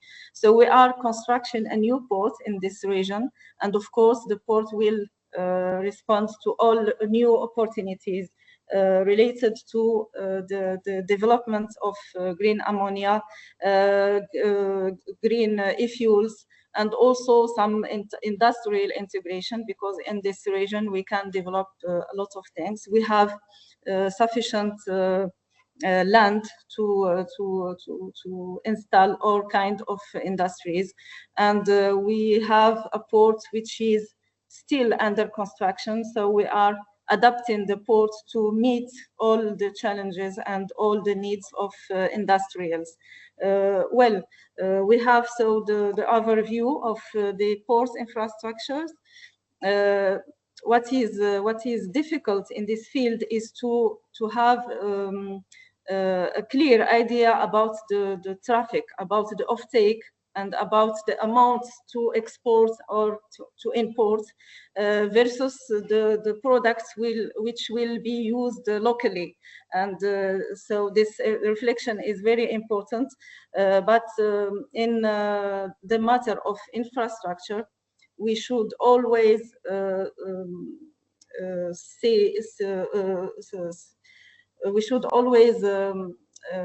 build big infrastructure because a port is constructed for 100 years and not just for 1 or 2 projects. So it's the main ideas of my presentation, and I'm here to respond or to your questions if there is anyone. Thank you very much. Shukran, Sana. Thank you so much for this insightful presentation and the different infrastructure, in particular ports of Morocco that are ready for eventual green hydrogen valley, and in particular the exportation of green hydrogen and derivatives. So without delay, I will go to our last speaker, Dr. Abdullah Al Abri. He will showcase Oman's Sohar port and the free zone. So we are not now in the Mediterranean, but Oman is a very interesting case. They have been doing a lot of effort in the last years to prepare the infrastructure and develop the right institutional setup and the regulatory framework, and attract investors and off-takers to run the green hydrogen era in Oman. So Dr. Abdullah, the floor is yours. Thank you. Thank you so much, Dr. Jauad, and thanks to the organizers. I'm very pleased to be here today to indeed talk about the perspectives of Oman and how do we see the development of green hydrogen valleys. Oman is a producer economy. We rely so much, or at least historically, on oil and gas revenues for our economy.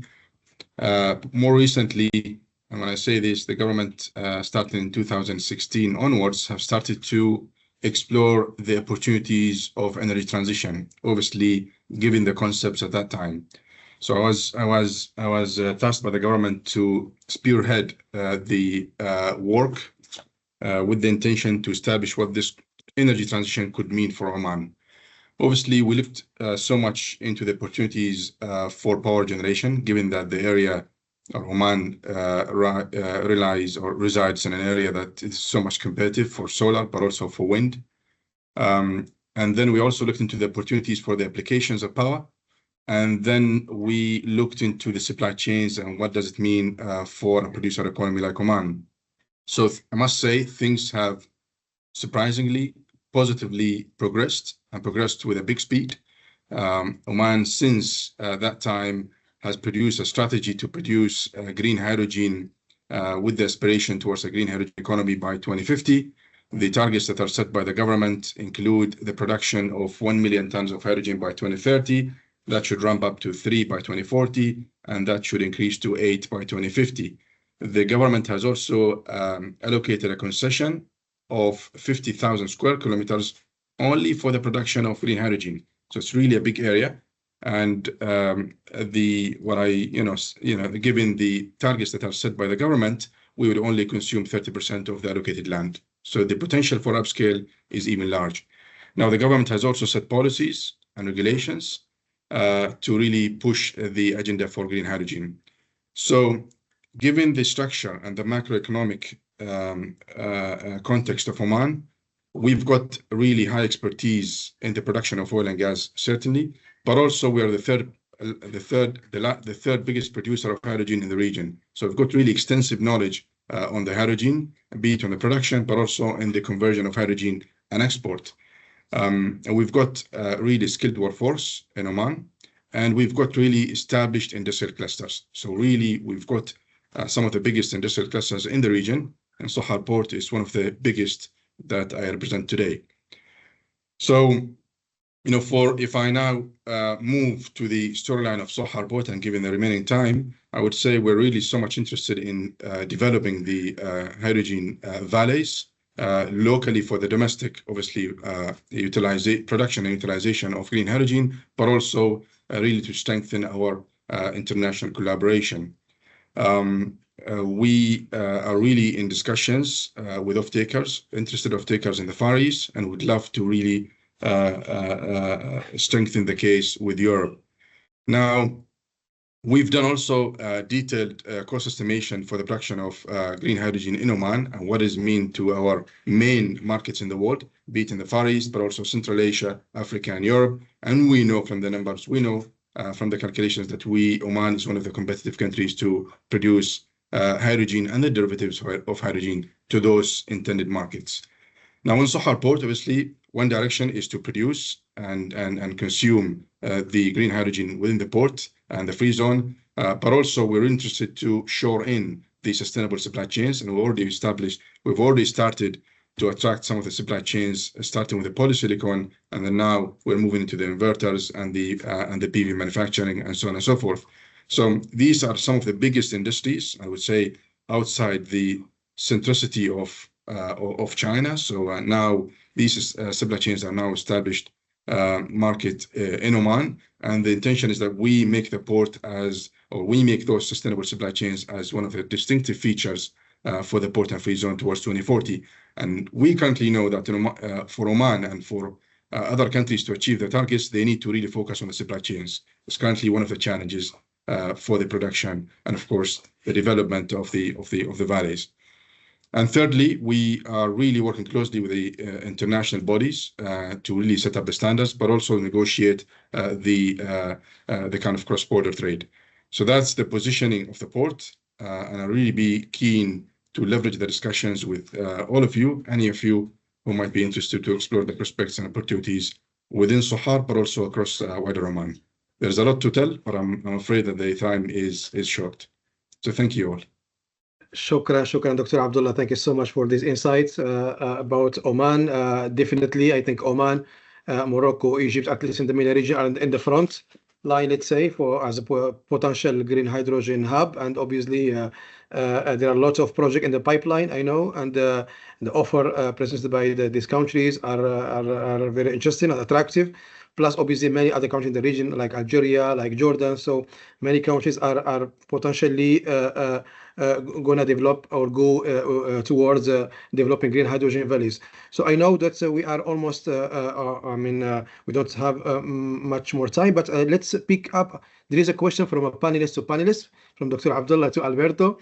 I can read it from the chat. For the proposed hydrogen banded pipeline, have you done, Alberto, any verifications on the impact on the end users? What's blending percentage, or you are thinking of? Do end users have to invest on their side? So if you could please respond to the question, Alberto. Yeah, sure. And very good question.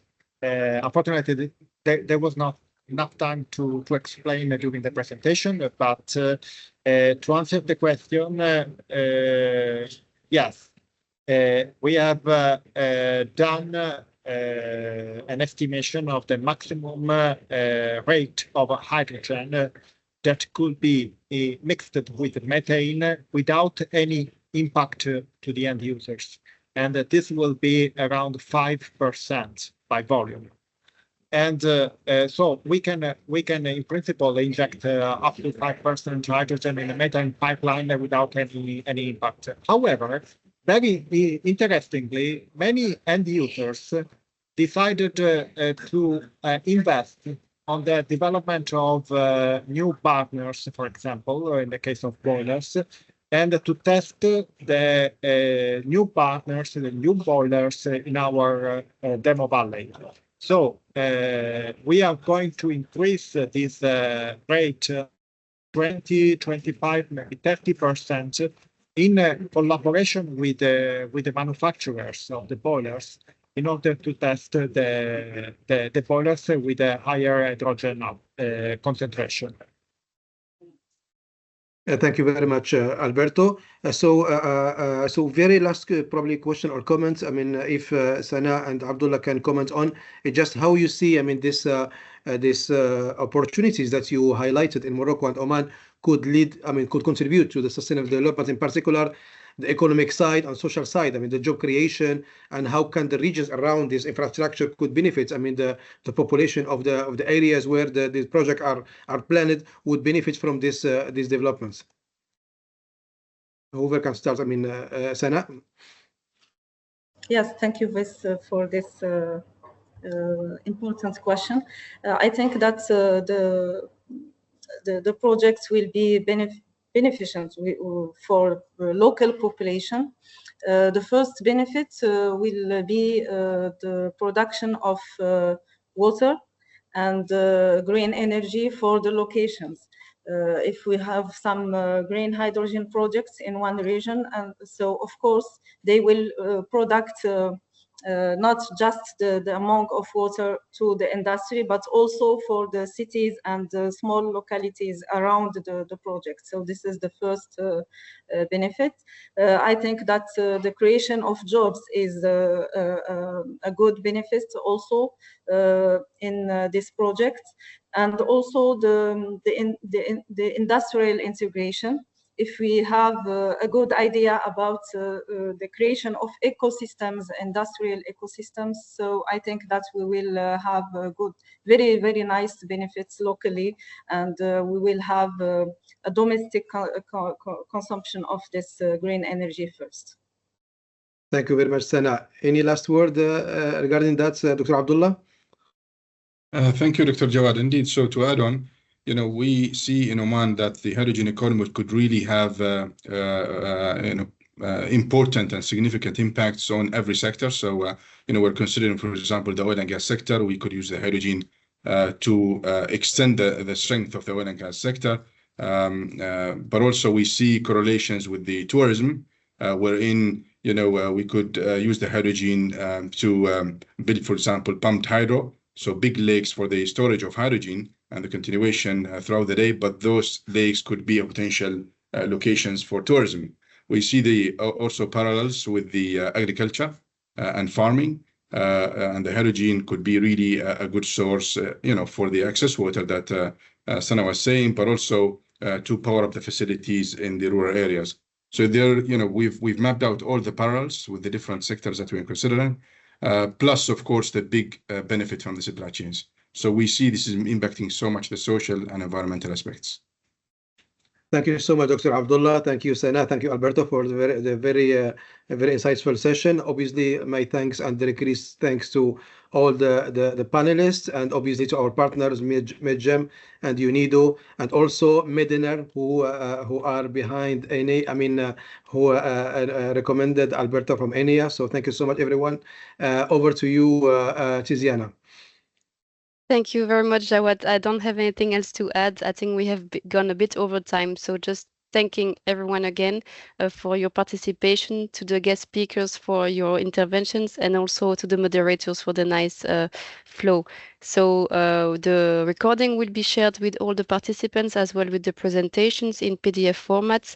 And we look forward to the next events with you. Please stay connected on all our channels, whether YouTube or LinkedIn. We always have some nice events to propose to you. Thank you, RECREEE and UNIDO, for the nice collaboration, and to the next one. Thank you. Bye-bye. Thank you. Bye-bye, everyone. Thank you very much. Thank you. Bye-bye. Bye-bye. Thank you.